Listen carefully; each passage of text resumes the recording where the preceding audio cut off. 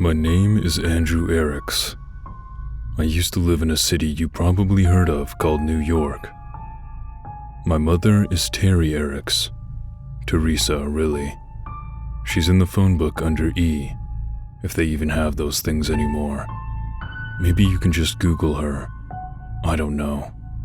If you know the city and you read this, find her. Please. Don't show her this, but do me a favor and tell her I love her, and let her know that I'm trying to come home. Really. It all started around the time I turned 25. I decided for no good reason that it was time for me to give up taking a backpack to work. Idiotically, I thought that it would make me look more like the guys I saw on the trains. You know, the ones the women are with. The guys who made it. I figured that if I weren't lugging around a ridiculous-looking book bag everywhere like some brain-dead kid, I'd be seen as more mature because I wouldn't look, you know, stupid. Yeah, right, I know. But that meant that I had to give up reading on the subway, going to and from work.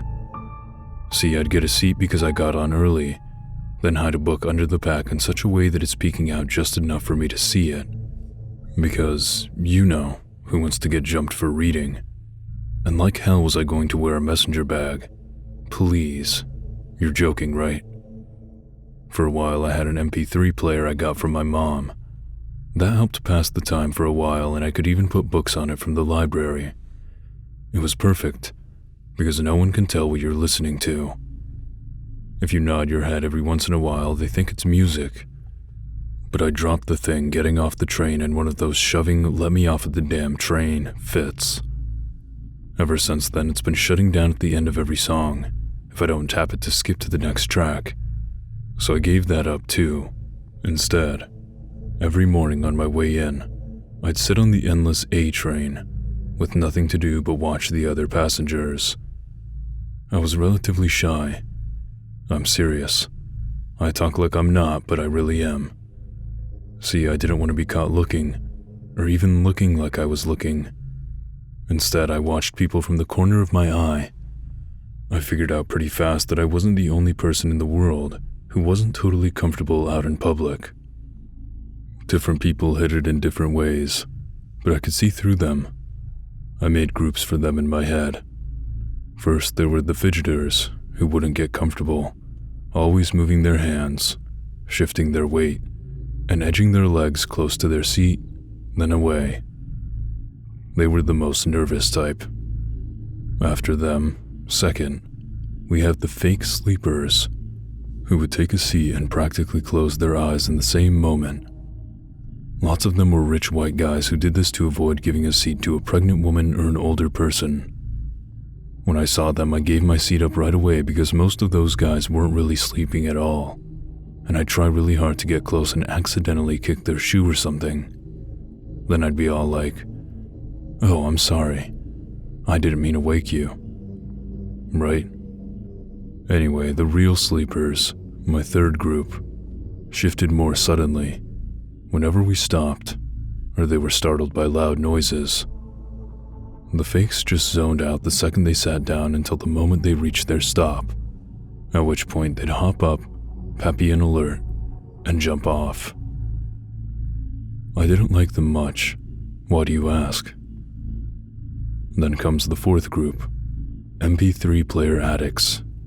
The one people would probably lump me into if they had watched me in my earlier days. The people in this group were related to the fifth group, the occasional laptop losers. And those in the sixth group were ordinary people, the ones who traveled in groups and talked too loudly. So, you know, New Yorkers. I cracked myself up. Anyway, right around when people watching was getting very same old, I had my first surprise. A middle-aged white man with brown hair, completely average looks, and casual Friday clothing. Dockers, business-friendly sweater. You know the type. He was so normal he was almost too normal. You know what I mean. He had nothing special about him. No funky hand movements. Didn't weird laugh or anything like that. It was as if he'd been designed by one of those cop shows to fake you out, like he was born to melt into a crowd. That's why I noticed him. Here I was, purposely trying to see how people acted on the train so I could categorize them. And he didn't act at all. Didn't react either. It was like seeing someone sitting in front of the television, watching a documentary about, I don't know, something really boring, like fish. The guy watching isn't excited or focused, but he's not looking away either. Present, but not accounted for. Anyway, I'm not that good at being punctual, my mom said. So I didn't get on the train at exactly the same time every day. And since I didn't care one way or the other, I didn't try to sit in the same car either. Random was fine with me. So I was more than a month into my people watching and grouping experiment before he caught my eye. That normal guy I told you about. I saw him for the first time on a Monday, I think. Yeah, it was definitely a Monday, because I know I saw him the second time on a Thursday, when I was heading home to hang with the same crew I've hung with every Thursday night since we were all in school together. Mr. Normal Guy, well, he obviously did catch the same train, and he sat in the same car, the first car, and in the same seat even. Talk about obsessive-compulsive. At least that's what I thought at the time. What I should have been thinking was, crap, that is not normal. Since he'd caught my attention so well the first time I saw him, I watched him even more closely the next time. Frankly, something about him made me really uncomfortable. Mind you, he didn't do anything to make me feel like that. He didn't do anything at all, really. What creeped me out maybe was how much he was trying not to be there. The way he sat there in silence, staring straight ahead, with a blank expression on his face. No matter what happened, it was unnerving. Once a woman with a crying kid entered the car and sat right next to him. Still nothing. He didn't so much as turn his head or stare the kid down. And that little punk was seriously loud, too. By the time the subway reached my stop that Thursday, I felt sick, queasy sick. And when I left the car, my hands were shaking like I was in the throes of nicotine withdrawal. That man was wrong. He was some kind of freak. A sociopath, perhaps. One of those quiet guys who, as it later turns out, has a dozen women's heads in his freezer. The first victim likely his own mother. I'm telling you all this so it'll make sense why the next part is so weird. Because he freaked me out, so you'd think I would do everything I could to stay away, right? Yeah, I would have thought that too. In my early days, he was just part of my grouping experiment, and not a particularly interesting one at that. At least I had convinced myself of that. But it wasn't long before I noticed I'd been wasting time after work in the afternoons, poking around the newsstand, reading magazines I didn't want, until the clerk chased me away for loitering. Unconsciously, I was doing my best to stay off that guy's train, and if I found myself on the platform at the wrong time, his time, I made damn sure to choose the last car, the one as far away from him as possible. The opposite of obsession, right? Fine. Then, on my way to work one morning, I saw another person who set off the same warning bells in my head. This time it was just a woman in the last car, just as plain looking and just as out of place in all the hustle and bustle around her. The moment I saw that she was in his category, I only realized it later, when I had lots of time to think about it, you understand. Well, that moment was when my obsession officially began. All of my people watching, which had begun as a way to keep myself from dying of boredom, became a religion to me. I couldn't set foot on a subway platform or ride a bus without examining everyone and filling out a mental checklist in my head. Plain clothes, solid colors, no brands. Check. Expressionless. No casual glances out the windows or towards other passengers. Check. No bags, purses, or accessories. Check, check, check. We've got another. I started calling them the strangers. Like any other convert, I loved that connection. Finding my next stranger fix was my ritual. I didn't see them every day, even after I started taking the subway more than I needed to, but they were often enough. Seeing one would set me on edge, make my palms sweaty and my throat dry. I know that sounds like a bad thing, but like I said, I was obsessed. Even though they didn't pay me any attention, they never looked at me or made eye contact, treating me as if I was invisible. I still felt like I was totally exposed in their presence. A flashing neon sign in the midst of Times Square, as it were. I could see them, plain as day. How could they be so oblivious of me? But they never noticed me, not in any way that I could tell. And when my curiosity finally gave my fear a beatdown, I decided to follow one of them. I thought I should go back to my first, the man on the afternoon train who always chose the same seat in the same car. I imagined he'd be easy to find, so I went to a likely platform and waited, watching for him in the windows of the front cars that pulled in. And eventually, there he was. I got on and took a seat diagonally across from him, doing my best to look inconspicuous. We rode until the end of the line, and he got up and walked out before I did. Keeping a reasonable distance between us, I tailed him, but it wasn't much of a trick. He didn't even leave the platform. He took a seat on one of the cleaner wooden benches, as expressionless as always, and I went behind one of the big map boards and waited, trying to look blasé. After a few minutes, the next downtown train arrived. After I watched him get in and take the same seat, I didn't have the courage to follow him again. He hadn't gone anywhere.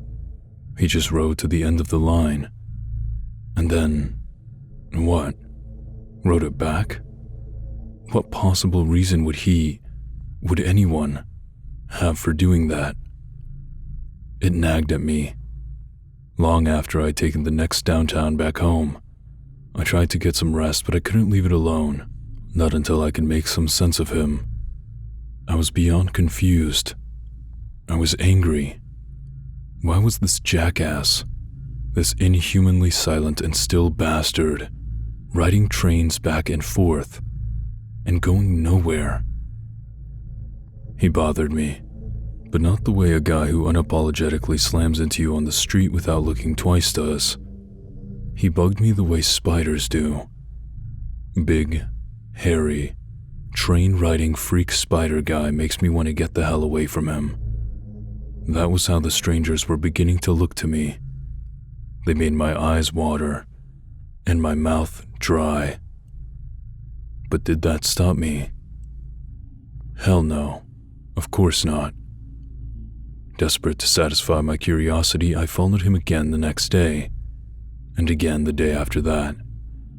Every day for at least a week, the two of us made our silent trips together, though only I noticed. By the end of the week, I was following him for hours, all day, every day, all night. Well past the time, the train started running night expresses in passing stations, like my stop, in parts of town that shut down for the night. We rode from the east end of the city system down, around, and up to the top, then back again. I wasn't people watching any longer.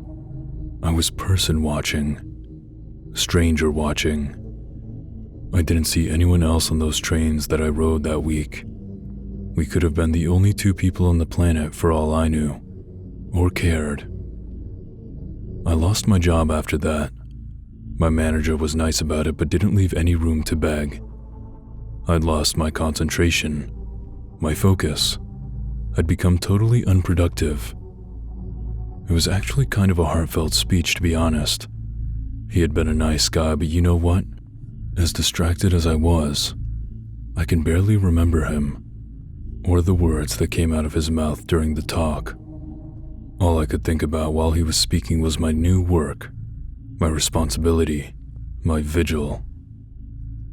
What would that man, that thing, on the subway get up to when I wasn't there to keep my eye on him? How would we all survive without me watching? I left work for the last time at noon that day.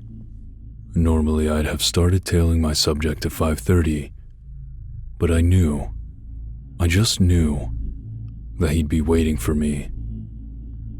I wish now that I'd paid more attention to that day. Was it sunny? It was summer after all. When did it start feeling like he knew when I'd be there? I wonder because that was the last day I could have walked around downtown.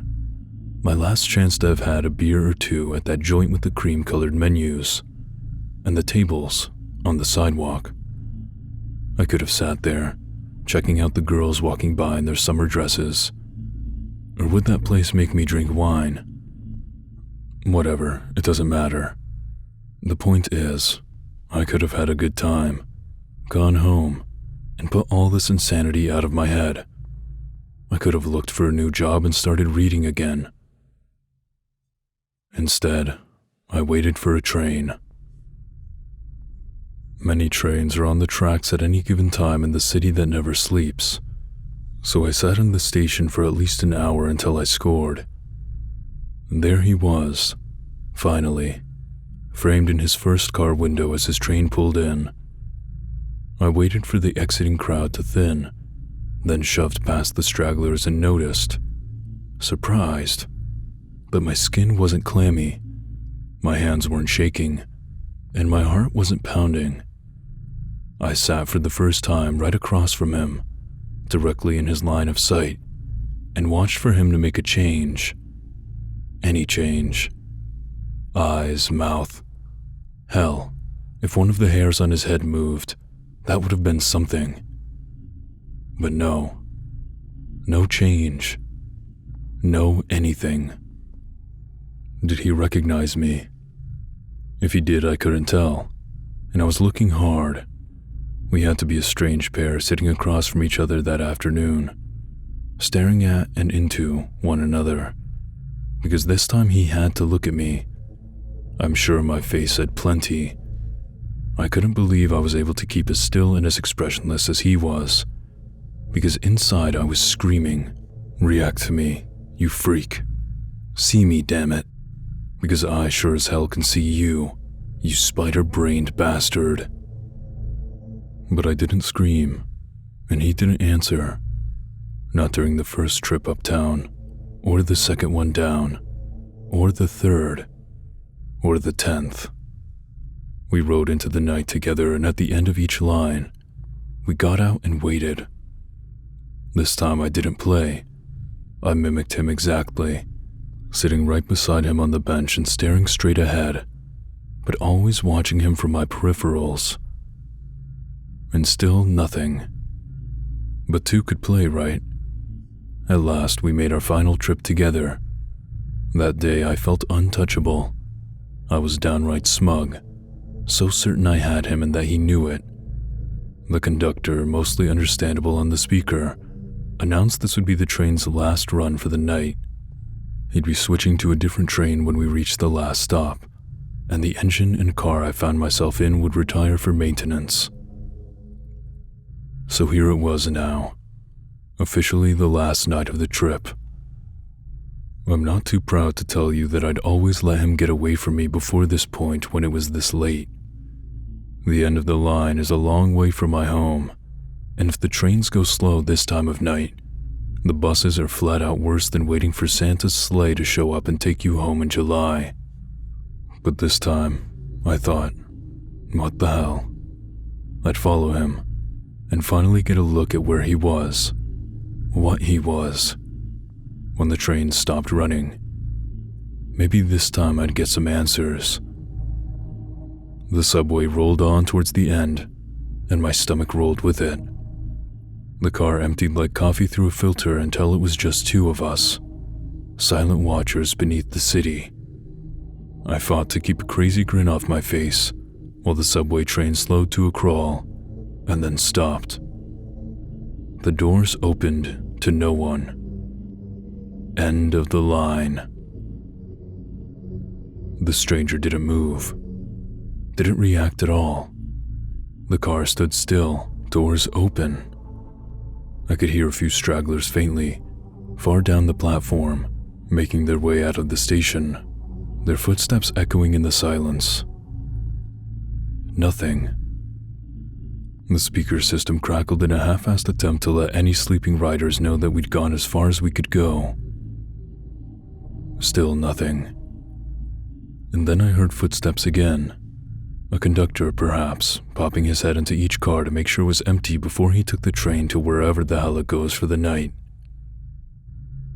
No matter what I heard, however, I wasn't about to take my eyes off my captive. I paid attention to the conductor when he finally reached our car, while still staring down the stranger. The conductor looked in. His eyes scanned over us, and then he looked confused, like he'd forgotten a phone number he'd known his whole life. He blinked a few times and paused. I waited for him to say something, but that moment stretched out, spinning slowly in a track breeze. Then, with a slight shake of the head, he walked towards the conductor's door, keyed it open, and left us in the main car. A few minutes later, the train started up again. We rode straight off underground for a while. Then it felt like the train looped around and stopped.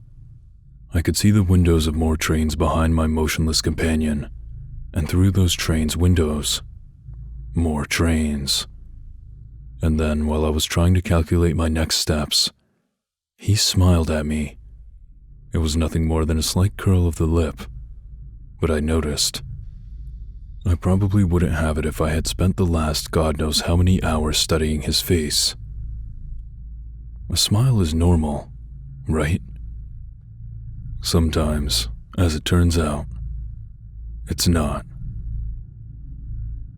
So, the stranger said in a rough baritone, "Here we are."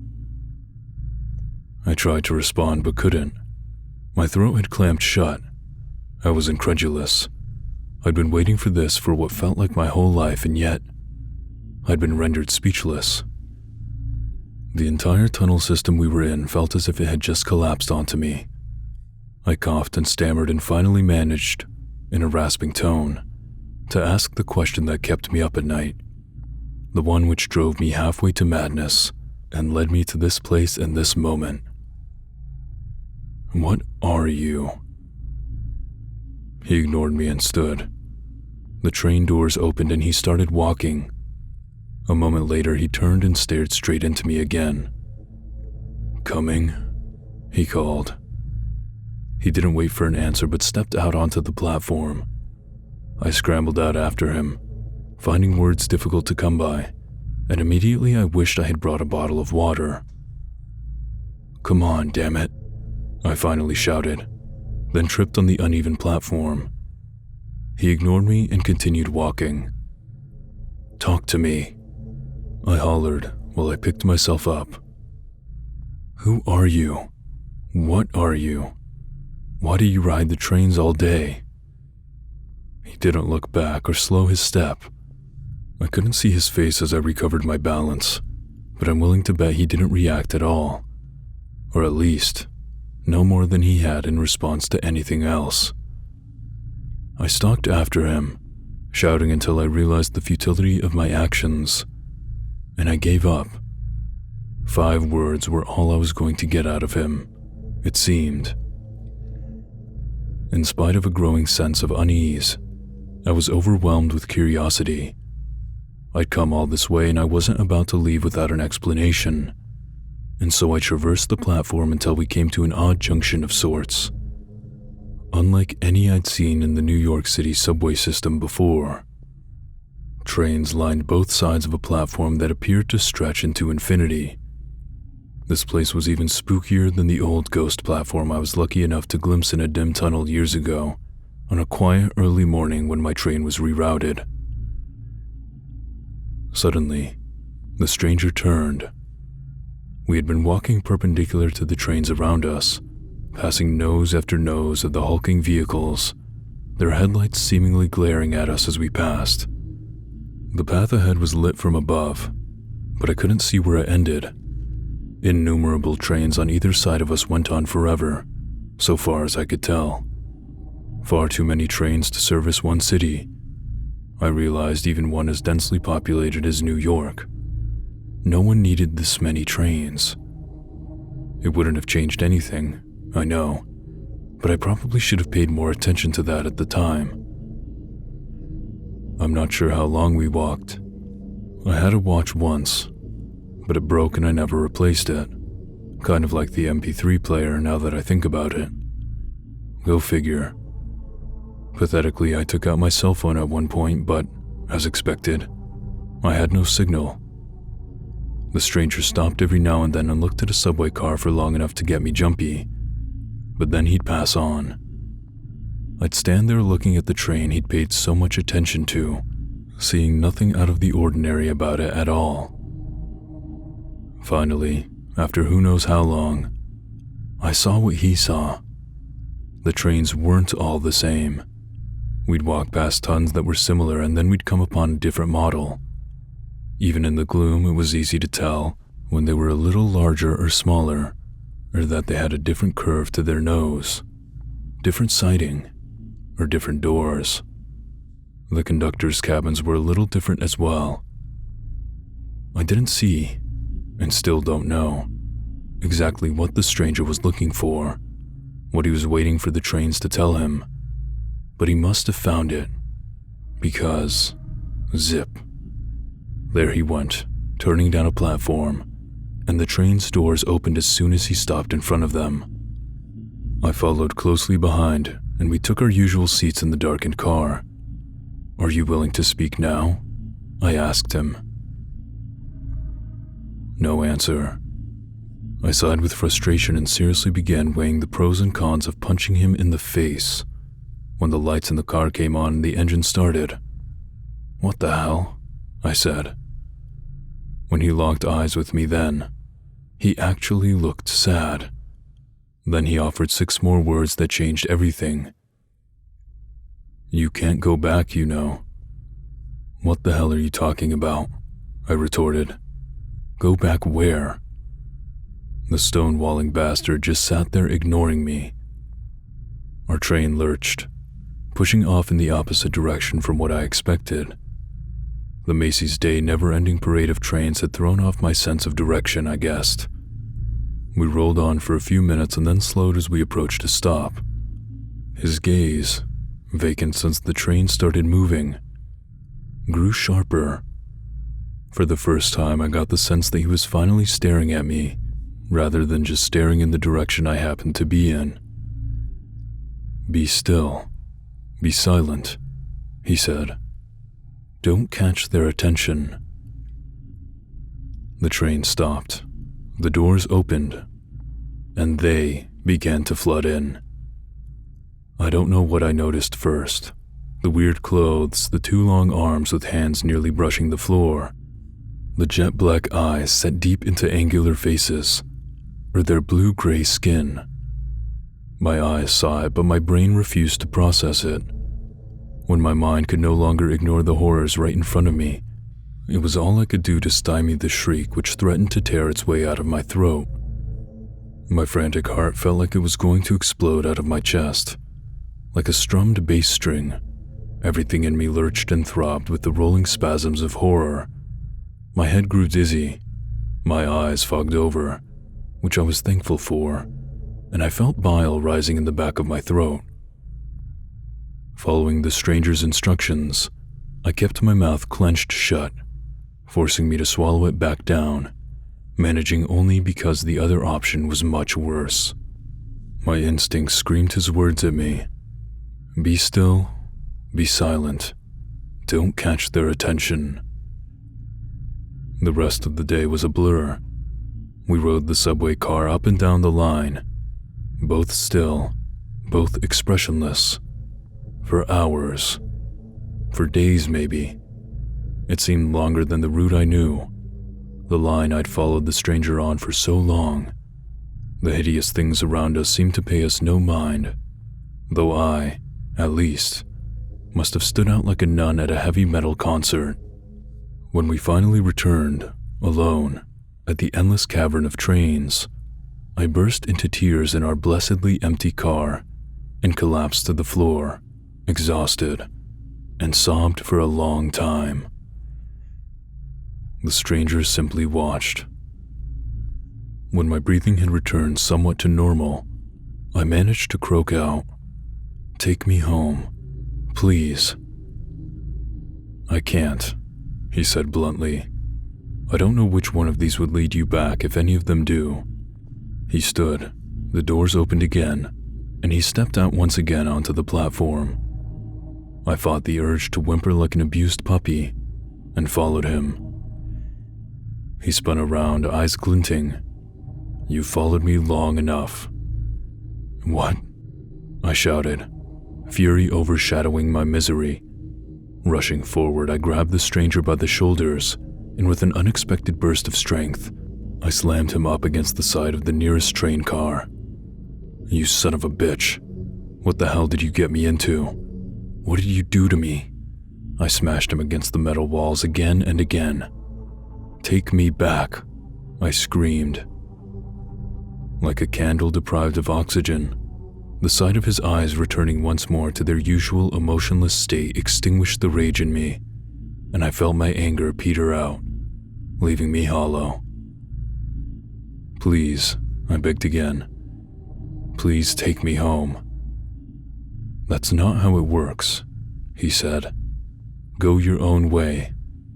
Be still and be subtle, and they'll think that you're one of theirs." "One of their what?" I demanded. He peered down at his hands in silence. "How could you do this to me?" I cried. "Why?" He cast me a melancholy glance. "You'll do it too. Sometimes you get stuck." He brushed my hands off his shoulders and turned to walk away. Devastated, I fell to my knees. He turned back to me one final time. "I'm sorry," he said, and touched his finger to my forehead. "That is the last thing I remember." I don't know what he did to me or why. When I came to, I knew my role and played it to the best of my ability. I was still, I was silent, and I rode to the ends of the lines no matter who or what got on. Being still was as good as being invisible, but once in a while I caught a reflection on a train window. The first 100 times it happened I didn't catch on, but eventually even I understood. The longer I rode with the things, the more I became like them. I was stuck in their world until someone started watching me. Then if they followed, and only then, I had a chance of getting back to the endless platform of lost trains. In the time I spent ensnared in that place, I did some terrible things I'm not proud of, to the other strangers. But I had made my choice. I was not going to lure anyone else into their trap, not even if it got me home faster. They were better off dead than being in whatever state I was. It makes me wonder, though, about the stranger who got me into this situation. I wonder what he originally looked like, and whether he knew he could have killed me and gotten to the hub that way. I wonder too about the others I saw back home, and the rare few I've come across since I left. Do they kill them, or take them? And whichever one they choose, do they consider it a mercy? I can't bring myself to talk to them, to ask. We're damned either way, and the damned ought to suffer in silence. I've killed 15 strangers now, and I've gotten very good at it, but I've made a decision. I'm done killing innocents, at least. Before I returned to the central hub this last time, I scrounged as much paper as I could, and I wrote this story, over and over again, to be left in as many subway cars as I can manage. Thousands of messages in bottles, cast into a sea of steel rails. This tale is a request. It's also a warning. My request, remember, was that you find my mother and tell her a lie. It's a white lie, don't worry. You have to find her, then tell her that I love her and that I'm trying to come home. It may give her some hope or peace, or something. And oh, how I wish it were true. But here's the thing. I've been thinking I'm similar to the character we read about in school when the teacher tried to get us all jazzed about mythology. Did you ever read the story about Odysseus, lost and drifting upon the sea, looking to return home to something and someplace familiar? That's me, struggling to find my way. But that's where the similarities end, I'm afraid, because I'm not lost at sea. I'm lost in endless tunnels, a labyrinth of sorts. The distinction is important because labyrinths are designed. They're built, intentionally, and just like in those old legends about Theseus, it's the same here. Someone, or something, made this impossible place, and they're going to pay for what they've done to me. The rules of this place have transformed me from what I once was into something else entirely.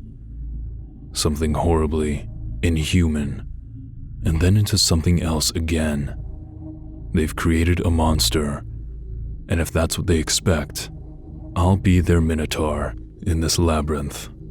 And if I can, I'll tear it down around me and take the ones that built it along for the ride. They have no idea who they're dealing with. They never should have messed with a New Yorker. My warning, because I'm trying to be a good Samaritan here with my balled-up stories scribbled on dirty paper, is that you should stay far away as possible, even in public places, from silent, expressionless people. Just keep your distance. They may kill you, or something far worse. If you see them, run far and run fast. And even more importantly, I beg you, do not ride any train to the end of the line. That ride might just be your last, or it might just last forever.